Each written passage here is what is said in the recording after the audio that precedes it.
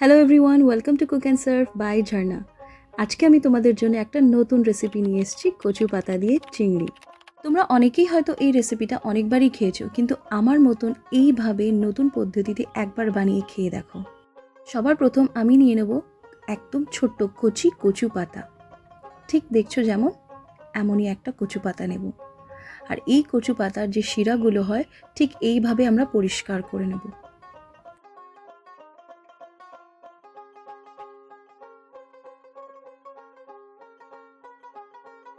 আর এটা হাত দিয়ে ছোট ছোট টুকরো করে নিয়ে ভালো করে জল দিয়ে ধুয়ে এটাকে আমি একটু সেদ্ধ করে নেব।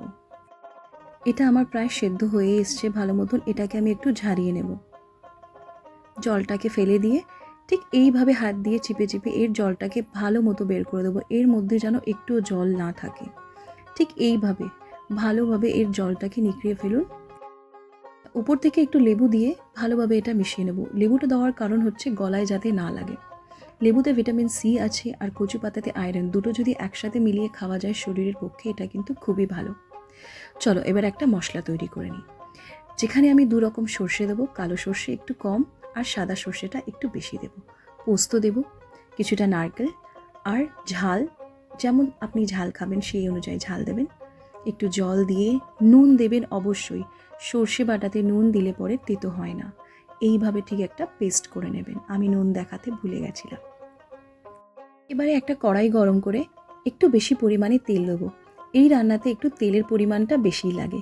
কালো জিরে কাঁচা লঙ্কা দিয়ে ধুয়ে রাখা চিংড়ি মাছটাকে দিয়ে দেবো। আমি আগে থেকে মাখিয়ে রাখিনি নুন হলুদ দিয়ে। কড়াইয়ের মধ্যেই নুন হলুদ দিয়ে একেবারে ভালোভাবে মাখিয়ে নিয়ে লাল লাল করে ভেজে নিয়েছি। এবারে বেটে রাখা সর্ষে বাটাটা দিয়ে দেবো। দিয়ে 2 থেকে 3 মিনিট ভালোভাবে একটু নেড়ে চেড়ে এর মধ্যে মিক্সিটা ধুয়ে সেই জলটা একটু দিয়ে দেবো।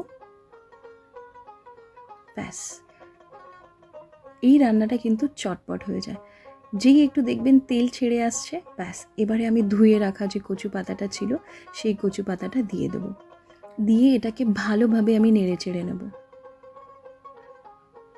এবারে এটাকে আমরা ভালোভাবে কষিয়ে নেব। যদি একটু জল বা ময়েস্ট কিছুও থেকে থাকে কচু পাতার, সেটাকে ভালোভাবে শুকিয়ে নিতে হবে। উপর থেকে চেরা কাঁচা লঙ্কা দিয়ে ভালোভাবে আর একটু নেড়ে নিন। আমি যেহেতু একটু ঝাল পছন্দ করি, আপনারা না খেলে নাই দেবেন। চিনি দিয়ে একটু ভালোভাবে নেড়ে দেবেন টেস্টটা ব্যালেন্সড করার জন্যে। আর দেখুন অনেকটাই শুকিয়ে এসছে, আর একটু শুকিয়ে নেব। দেখুন রসটা অনেকটাই শুকিয়ে গেছে, কড়া থেকে প্রায় ছেড়েই দিচ্ছে। এই পর্যায়ে আমি দিয়ে দেবো সর্ষের তেল, আর সঙ্গে সঙ্গে গ্যাসটাকে অফ করে দেবো। দিয়েই আমি ব্যাস একটু হালকা নাড়িয়ে এবারে আমি এটাকে তুলে নেব। ব্যাস রেডি আমাদের কচু পাতা দিয়ে চিংড়ি।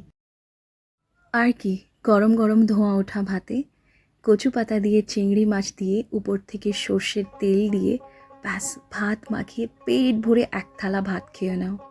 তোমরা কিন্তু এই রেসিপিটা অবশ্যই ট্রাই করে দেখো, তোমাদেরও কিন্তু খুবই ভালো লাগবে। আর তোমাদের যদি আমার রেসিপিগুলো ভালো লেগে থাকে, লাইক শেয়ার আর সাবস্ক্রাইব করতে কিন্তু ভুলো না।